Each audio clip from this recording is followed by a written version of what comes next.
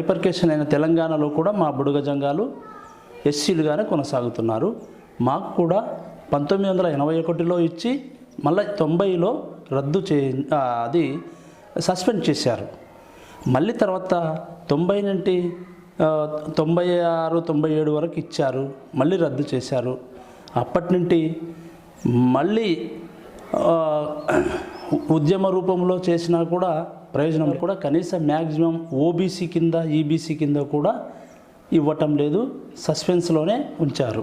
అయితే ఎస్సీలుగా గతంలో ఇచ్చినటువంటి సర్టిఫికెట్లు అయితే కొనసాగిస్తున్నారు ఉన్నాయి, కానీ కొత్తగా అయితే ఏ కులం కింద ట్రీట్ చేయటం లేదు. మీది ఉద్యమంలో ఉంది కాబట్టి మేము ఏమి ఇవ్వలేము, మా ఉద్యోగాలు పోతాయని చెప్తున్నారు.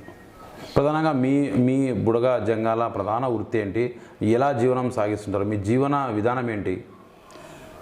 బుడగ జంగాలు ఎస్సీ ప్రధాన వృత్తి తాంబూరా గుమ్మెట. ఆ గుమ్మెట రూపంలోనే బుడగ అనేది గుమ్మెట కొట్టే దాంట్లోనే బుడగ జంగాలని ఆ రోజు ఉన్నటువంటి ఎస్సీ కాన్ఫరెన్స్లో పొందుపరిచారు సీరియల్ నెంబర్ 9లో.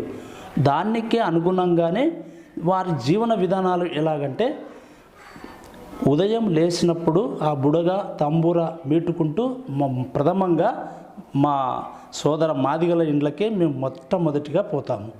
మాదిగలు చనిపోయినప్పుడు కూడా శవదహనానికి కూడా మేము ముందుంటాం, శవ జాగరణ కూడా మేము ముందు చేసేవాళ్ళం. అది కాలానుగుణంగా ఆ వృత్తులు కనుమరుగైపోవడంతో వాళ్ళు కథకులుగా మాత్రమే చిత్రీకరిస్తున్నారు. ఇప్పుడు తాజాగా వర్గీకరణ, ఏబిసిడి వర్గీకరణ అనేది ఒకటి తెర మీదకి వచ్చింది, సుప్రీంకోర్టు తీర్పు కూడా ఇచ్చింది. ఈ ఏబిసిడి వర్గీకరణలో మీరు ఎక్కడున్నారు? ఇంతకు ఏబిసిడి వర్గీకరణలో మేము మా సామాజిక దృక్పథ మా నేత మాన్యశ్రీ మందాకృష్ణ మాదిగ గారు బాబాసాహెబ్ అంబేద్కర్ పెట్టినటువంటి ఎస్సీలో ఉన్నటువంటి దాన్నే కాకుండా సామాజిక దృక్పథం సమాజ కంకణం కట్టుకున్న వ్యక్తి, ఏకైక వ్యక్తి ఎవరైనా ఉన్నారంటే అది మాన్యశ్రీ మందాకృష్ణ మాదిగ గారిలో కనపడుతుంది, ఆచరిస్తున్నాడు. కాబట్టి ఆయన అడుగుజాడల్లో మేము నిరంతరం పోరాట స్మృతితో ఆయన ఏ పోరాటానికి పిలుపునిచ్చినా మేము వెన్నంట ఉంటున్నాం. వర్గీకరణ వల్ల మీకు వచ్చే లాభం ఏమన్నా ఉందా? ఎస్, వర్గీకరణ అంటేనే ఎస్సీలో ఉన్నటువంటి మాలమాదిగా కాకుండా ఉపకులాలకు కూడా సమాన న్యాయం కోసమే మాన్యశ్రీ మందాకృష్ణ మాదిగ గారు ఈ ఉద్యమాన్ని లేవనెత్తారు. వర్గీకరణలో ఎక్కువ శాతం మా సోదరులుగా భావించే మాల సోదరులు ఎక్కువ శాతం అనుభవిస్తున్నారు. ఆర్థిక, సామాజిక, రాజకీయ రంగాల్లో ఉంటూ వాళ్ళు ఎక్కువగా అనుభవిస్తున్నారు.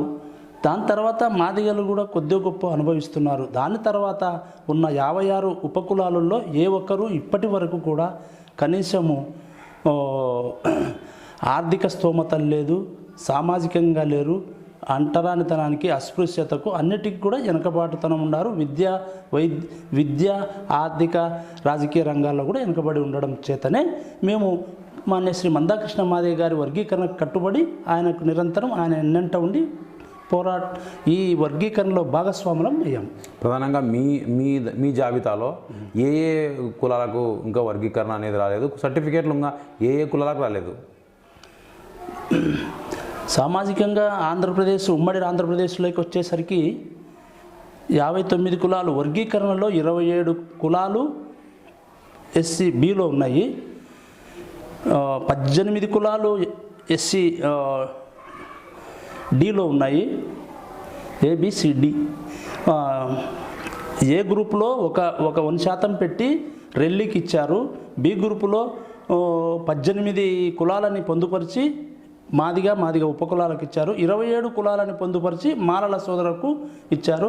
ఆ తర్వాత పగిడి, పాకి, ఆది ఆంధ్ర, ఆది ద్రావిడకు 1% ఇచ్చి వాళ్ళని ఒక గ్రూప్లో పెట్టారు.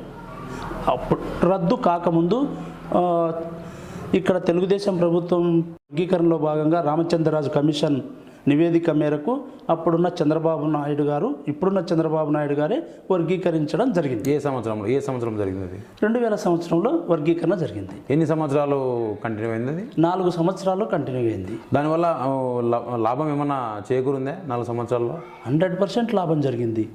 అసలు అంతకు పూర్వం అయితే ఎస్సీలు అంటే ఒక మాదిగలు మాత్రమే గుర్తుండేది. అన్న 1994లో జూలై నెల 7వ తారీఖు ఈ వర్గీకరణ అంశాన్ని మీద వర్గీకరణ సంఘాన్ని స్థాపించి 27 మందితో ఓపెన్ చేసినప్పుడు ఇదేదో ఒక పోరాటం అనుకున్నాం. తర్వాత తెలిసింది అక్కడి నుండి నిజంగా ఈ ఉద్యమం వల్ల అందరికీ ఉపకులాలందరూ కూడా ఆ ఉద్యమంలో పాల్గొనడం జరిగింది. పాల్గొన్నందుకు ఆ 4 సంవత్సరాలు వర్గీకరణలో 17, 18 సంవత్సరంలో రామచంద్రరాజు కమిషన్ వేయడం జరిగింది. ఇదే చంద్రబాబు నాయుడు గారు వేసిన తర్వాత 2000లో వర్గీకరించడం జరిగింది. అప్పట్లో గత 60 సంవత్సరాలు రాని ఉద్యోగాలు మాదిగ ఉపకులాలకు వచ్చినాయి. అందులో మా బేడ బుడుగ జంగాలకు, మా సింధోళ్లకు, మా బైండ్లోళ్లకు, మా మాస్టినోళ్లకు, మా మాదిగ దాసులకు, మా వలియ దాసరులకు, మా బైండ్ల వాళ్ళకు, ఇంకా తదితర కులాలందరికీ కూడా ఇప్పటికీ కూడా ఆ వర్గీకరణలో భాగంగా వచ్చిన ఉద్యోగాలు తప్ప అంతో ఇంతో ఇప్పటి వరకు మళ్ళీ ఒక ఉద్యోగం కూడా రాలేదు. మీరు అంటున్నారు కదా, ఇప్పుడు బైండ్లా ఇప్పుడు చెప్పారు, మాలదాసు అని చెప్పారు కదా, ఈ కులాలన్నిటికీ తో పోల్స్తే మీ ఒక బేడ బుడగ జంగం మాత్రమే సర్టిఫికేట్లు విద్యార్థులకు కులం సర్టిఫికేట్లు ఇవ్వడం లేదనేది ఏళ్ళ తరబడి వినిపిస్తున్న సమస్య. మిగతా కులాలకు కుల సర్టిఫికేట్ అందుతుందా? కొన్ని కులాలకు అందుతుంది. ఇప్పటికీ కూడా కొన్ని కులాలకు సర్టిఫికెట్లు అయితే ఇవ్వటం లేదు. ఎందుకంటే అసలు బుడగ జంగము అనేది ఒక కులం ఉంది. వాళ్ళు శాకాహారులు, మేము మాంసాహారులము, మేము అంటరానితనానికి అస్పృశ్యతకు అడుక్కొని తినే కులం మాది. వాళ్ళు పిఠాధిపతులు, జంగమ దేవరులు అంటారు. ప్రతి గ్రామంలో వాళ్ళు గుళ్ళల్లో పూజారులు అంటారు. వాళ్ళని మమ్మల్ని ఒక ఘాటికి కట్టేసి మీరు కూడా జంగమోళ్ళు, మీరు జంగాలు అనే దాన్ని దృష్టిలో పెట్టి మమ్మల్ని తీసేయడం జరిగింది ఒకటి. అట్లనే నా డెక్కల సోదరులు కూడా కొద్దిగా గొప్ప ఒక రకంగా కాళ్ళ తెల్లగా బట్టలు వేసుకుంటే నువ్వు డెక్కలోడివి కాదని వాళ్ళ కులాలను కూడా తీసేయడం జరిగింది. అట్లనే మా సుంకురమ్మ దేవర పూజారులని కూడా వాళ్ళు బుర్బుర్రు వేషాలు వేసుకొని ఇప్పుడు ఇంకా నిరక్షరాస్యులుగా ఉన్నారు. వాళ్ళని కూడా సర్టిఫికెట్లు ఇవ్వకుండా చేస్తున్నారు. అంటే సుమారుగా 7-8 కులాలకు ఇప్పుడు ఆంధ్రప్రదేశ్లో ఎస్సీలో ఉంటూ కూడా కుల ధృవీకరణ పత్రాలు పొందలేక అడుక్కొని తినే జీవన వృత్తితోనే కొనసాగుతున్నారు. మరి ఈ కులాల్లో చదువుకున్న విద్యార్థులు ఎంతో కొంతమంది ఉంటారు కదా, 1%, 2%. మరి వాళ్ళకు కుల సర్టిఫికేటు బేస్గానే ఉన్నత విద్యలు అభ్యసించే అవకాశం ఉంటుంది. మరి సర్టిఫికేట్ ఇవ్వకపోతే ఎట్లా వాళ్ళ చదువు ఎట్లా కంటిన్యూ అవుతుంది? అసలు ఇప్పటి వరకు వాళ్ళు చదువుకున్న 10th వరకు, ఇంటర్ వరకు మానుకొని మళ్ళీ వాళ్ళ వృత్తిలో కొనసాగుతున్నారు. ఈ 9 కులాలు కూడా ఎవ్వరు కూడా సర్టిఫికెట్లు తీసుకున్న దాఖలాలు లేవు, తీసుకుంటలేరు. ఓసీలుగా ఇవ్వాలన్నా కూడా ఇవ్వడం లేదు. మరి కొద్దిమంది బుడగ జంగం సంబంధించి కొద్దిమంది ఉద్యోగులు కూడా ఉన్నారు కొంతమంది. మరి వాళ్ళకి ఎట్లా సర్టిఫికేట్ వచ్చిందంటారు? వర్గీకరణలో భాగంగా అప్పుడు మా శ్రీ మందాకృష్ణ మాదిగ గారు వర్గీకరణలో భాగంగా వచ్చిన తర్వాత వాళ్ళు మా సోదరులు మా బి గ్రూప్లోనే ఉన్నారు, వాళ్ళకి ఖచ్చితంగా ఇవ్వాలని అప్పుడున్న చంద్రబాబు నాయుడు గారి ప్రభుత్వంలోనే అప్పుడున్న కమిషనర్ గారిని, టిగిడి గారిని పట్టుకొని ఖచ్చితంగా వీళ్ళకి సర్టిఫికెట్ ఇవ్వాల్సిందే ఆంధ్రప్రదేశ్లో అని చెప్పి ఇప్పించడం జరిగింది. తర్వాత 2004 నవంబర్లో వర్గీకరణని రద్దు చేయడం జరిగింది. అప్పుడు మా సోదరులు, మా పెద్ద సోదరులు అనేవాళ్ళు వర్గీకరణ అయినాక కూడా మేము ఎస్సీలుగానే కొనసాగుతున్నాం. వర్గీకరణ జరిగినాక మాకు సర్టిఫికెట్లు ఇప్పించాడు. అంటే సర్టిఫికెట్లు ఇప్పించడము, ఉద్యోగాలు రావడం వెంటనే జరిగిపోయినాయి. మా వాళ్ళు ఈరోజు సిఐలు, ఎస్ఐలు, టీచర్లు కూడా సుమారు 40 మంది దాకా ఉన్నారు ఆంధ్రప్రదేశ్ స్టేట్లో. అవును, ఓకే. అయితే అది జరిగింది. అయితే ఈ వర్గీకరణ నవంబర్ 4లో ఎప్పుడైతే రద్దు చేశారో మేము ఎక్కడుండాలా, మా పాత్ర ఎక్కడుండాలా అన్న ఆలోచనతో మాకు ఎక్కడో మాలుమూరలా అడుక్కుంటే ఇంత స్థాయిలో తీసుకొచ్చిన మాన్యశ్రీ మందాకృష్ణ మాదిగ గారు సమదృష్టితో సమానత్వం కోసం అంబేద్కర్ ఆశయాలని తూచా తప్పకుండా చేస్తున్నాడన్న ఆశతో అన్న వెంటనే మేము ఉండడం వల్ల 2008లో మమ్మల్ని మళ్ళీ తొలగించడానికి ప్రారంభించారు. ప్రభుత్వం వాళ్ళు తీసేశారు. అంటే మేమేమనుకుంటున్నామంటే మా పెద్ద సోదరులే ఈ కుట్రలో భాగంగా చేశారనేది మా అభిమతం. ప్రభుత్వం వాళ్ళు ఇది సస్పెండ్ చేసి తీసేశారు. 144 జీవో ఒకటి తీసుకొచ్చి ఆ 144 జీవోలో వీళ్ళకు కుల ధృవీకరణ పత్రాలు ఇవ్వద్దు అండి అని చెప్పినారు అంతే. కానీ ఇచ్చిన ఉద్యోగాలు తీసేయండి అని చెప్పలే, ఉద్యోగాలు సస్పెండ్ చేయండి అని కూడా ఎక్కడ చెప్పలే. అంటే ఇది యాక్సెప్ట్ చేసినట్టే, యాక్సెప్ట్ చేసి. అవునవును, అంటే గతంలో సర్టిఫికెట్లు ఇచ్చారు, అవి ఆమోదం పొందినట్టే. అప్పుడున్న ఉద్యోగులుగా ఎవరైతే ఉన్నారో వాళ్ళు సేఫ్ జోన్లో ఉన్నట్టు. మరి ఇతర రాష్ట్రాల్లో మీ బుడగ జంగాల పరిస్థితి ఏంటి? ఇతర రాష్ట్రాల్లో ఇప్పుడు తెలంగాణలో ఉన్నారు అందరితో పాటు. అదే తెలంగాణలో కూడా మేము కృష్ణమాదిగ అన్న వర్గీకరణలో భాగం పంచుకుంటున్నాం. అక్కడ కూడా ఉద్యోగాలు వచ్చాయి. కానీ మళ్ళా వర్గీకరణ రద్దు అయిన తర్వాత అక్కడ కూడా స్తబ్దతనే ఉన్నారు. సర్టిఫికెట్లు అయితే ఎస్సీలుగానే కొనసాగుతున్నాయి. కానీ ఉద్యోగాలు రాజకీయంలో ఆర్థిక రంగాలలో వాళ్ళు వెనుకబాట పడే, ఎక్కడ వేసిన గొంగడి అక్కడే ఉంది. కృష్ణమాదిగ మీరు అంటే పదే పదే కృష్ణమాదిగ పేరే ఉచ్చరిస్తున్నారు. ఏంటి ఆయనతో ఉన్న అనుబంధం ఏంటి మీకు? ఎప్పటి నుంచి ఆయనతో మీ స్నేహం, మీ కలయిక ఎప్పటి నుంచి, మీ పోరాటాలు ఎప్పటి నుంచి స్టార్ట్ అయినాయి ఆయనతో పాటు? అన్నగారు అదే 94లో జూలై నెల 7వ తారీఖున ఓపెన్ చేసినాక నేను నందికొట్కూరు ప్రాంతంలో చిన్నగా టైలర్ పని చేసుకుంటూ జీవనం కొనసాగించేవాడిని. నాకు కూడా దీని మీద మా పెద్దలు కొద్ది పోరాటం చేసేవాళ్ళు. అప్పుడున్న మద్దూరు సుబ్బారెడ్డి గారి దగ్గరికి, శేషసైనారెడ్డి గారి దగ్గరికి, ఇంకా ఇక్కడ జిల్లా పరిషత్తులో ఇంకా ఏమో వాళ్ళు ఎందుకు తిరుగుతున్నారో అనుకునేవాడిని. కానీ నాకు జ్ఞాపకం వచ్చినాక నాకు కుల ధృవీకరణ పత్రాలు అవసరమే, నాకు ఉద్యోగం కావాలన్న అప్పటికి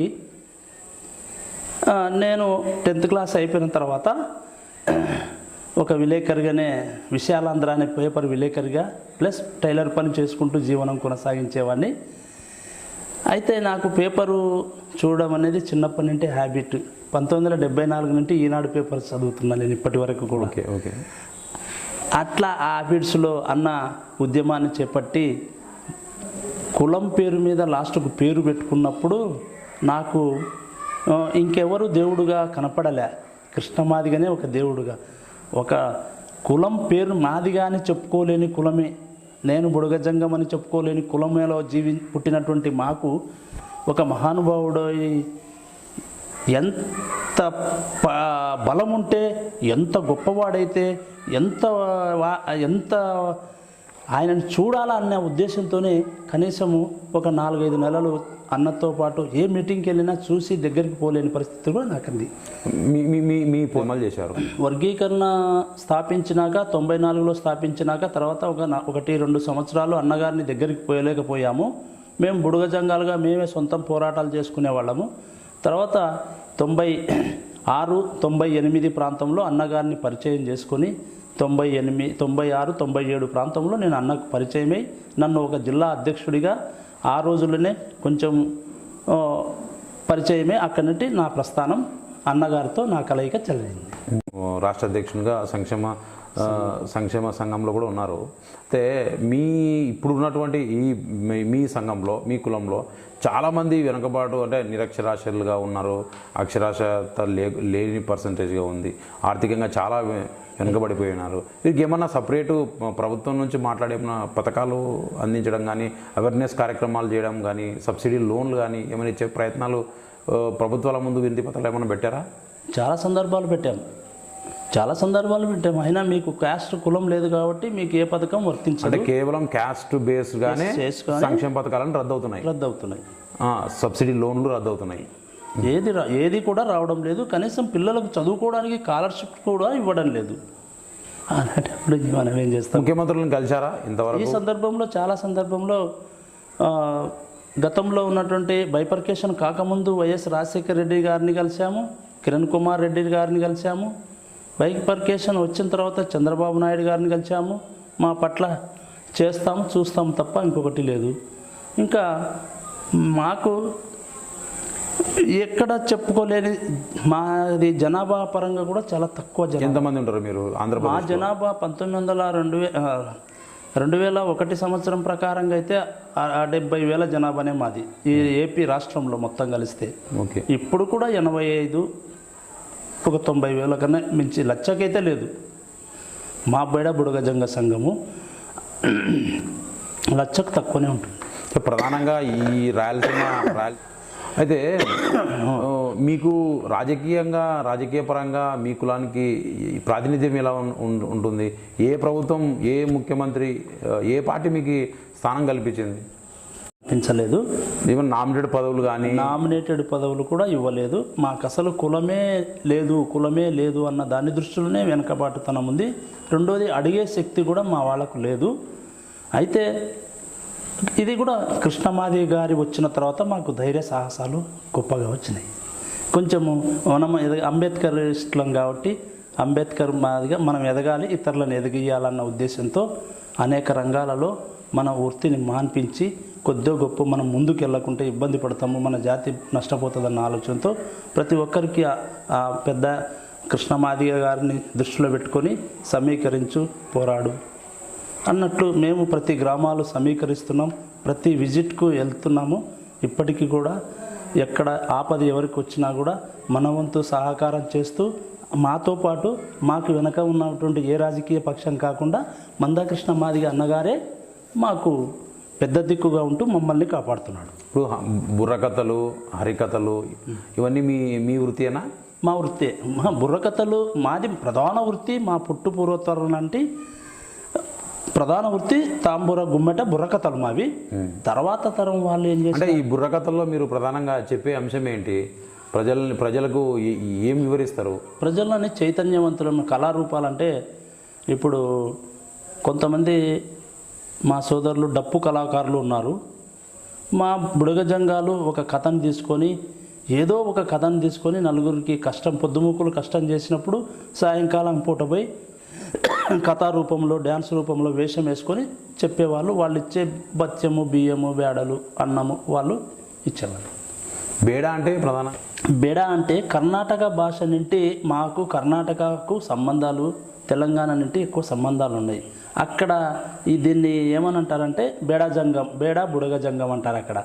అక్కడ ఎక్కువ శాతం బేడా అనేది ఈ సెంట్రల్ ఎస్సీలో బేడా అండ్ బుడగ జంగం అని బ్రాకెట్లో బుడగ జంగం. తెలుగు రాష్ట్రాలకు వచ్చేసరికి బుడగ జంగమే. కర్ణాటకలో, తమిళనాడులో వచ్చేసరికి బేడా అంటున్నారు. అదని బేడా జంగం అంటే బేడా అంటే వెనక అనే దాని మీద ఆ కన్నడం భాషలో వెనక అంటారు. ఆ బేడా జంగము అని అంటారు. వెనక జంగము అని ఆ కోణంలో బేడా జంగం, బుడగ జంగం అని పేరు వచ్చింది. శాతం కాకుండా మన జనాభా లెక్కల్లో మనం దండిగా ఉన్నాము. 20% పోరాటం చేద్దాం. ప్రైవేటు రంగంలో రిజర్వేషన్లను కల్పించుకుందాం. అదేవిధంగా రాజ్యాధికార దిశగా ముందుకు అడుగులేద్దామని కూడా మీకందరికీ తెలియజేసుకుంటూ, దానికి అన్నగారే సమవృద్ధి దాన్ని సాధించి పెడతాడు. అన్నగారితో మనమందరము కలిసి వెన్నంట ఉండి ఆ అన్న నాయకత్వాన్ని బలపరచాలని కూడా మీకందరికీ చేతులు జోడించి నమస్కరించి మీకు తెలియజేసుకుంటున్నాను. ఓకే, ఇది థ్యాంక్ యూ అన్న. మీరు మీ బుడగ జంగాలకు సర్టిఫికేట్ ఇష్యూ చాలా ఏళ్ళుగా పెండింగ్లో ఉంది కదా, ఇది త్వరితగతిన పూర్తి కావాలా? మీకు ఖచ్చితంగా సర్టిఫికేట్ ఈ కూటమి ప్రభుత్వంలోనే రావాలని మేము కూడా మనస్ఫూర్తిగా కోరుకుంటున్నాం. ఇది తాటికొండ నారాయణన్న గారితో ముఖాముఖి.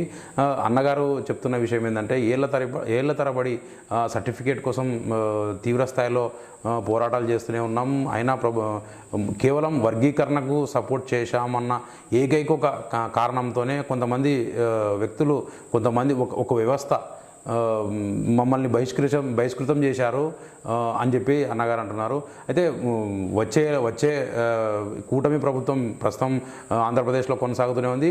వచ్చే 5 ఏళ్లలో ఖచ్చితంగా ఈ సర్టిఫికేట్ బేడా బుడగ జంగాలకు ఖచ్చితంగా సర్టిఫికేట్ ఇప్పించుకునే పోరాటాలు ఖచ్చితంగా మందకృష్ణ మాదిగ రూపంలో ఖచ్చితంగా చేస్తామని చెప్పి కూడా అన్న అంటున్నారు. అయితే ఇప్పటి వరకు చాలామంది బేడా బుడగ జంగాల కులానికి సంబంధించినటువంటి వ్యక్తులు, ఉద్యోగులు, చాలామంది విద్యావంతులు వివిధ సెక్షన్లలో వివిధ ఉద్యోగాల్లో స్థిరపడ్డారు.